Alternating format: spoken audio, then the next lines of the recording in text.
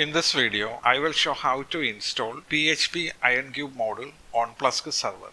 We have a test website here. Let's create a PHP info file to verify if ionCube is installed on the server. Click on Files. We have index.html here. This is the default index.html.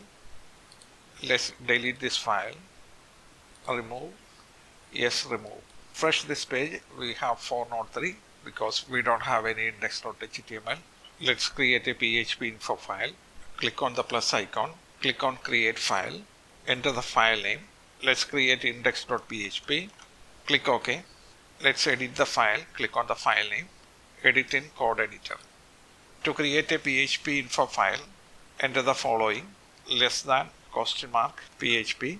After that, PHP info. Open and closing parenthesis, semicolon. Save the document. Now refresh this page. You will see the PHP info. This is the server PHP configuration. We are using PHP version 8.3.12 and the server API is FPM FastCGI. To verify the PHP configuration, go to Plesk, click on website and domain, click on PHP.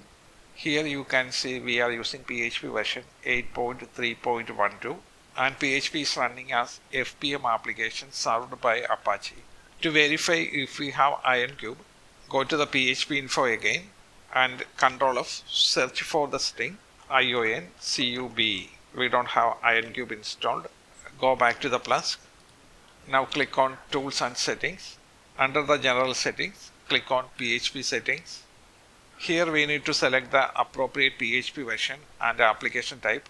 The first one is PHP 8.3.12 FPM application. This is what we are using.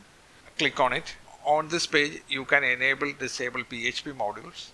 To install the ionCube loader, click on Manage PECL package. In the search box, search for ionCube, ionCube.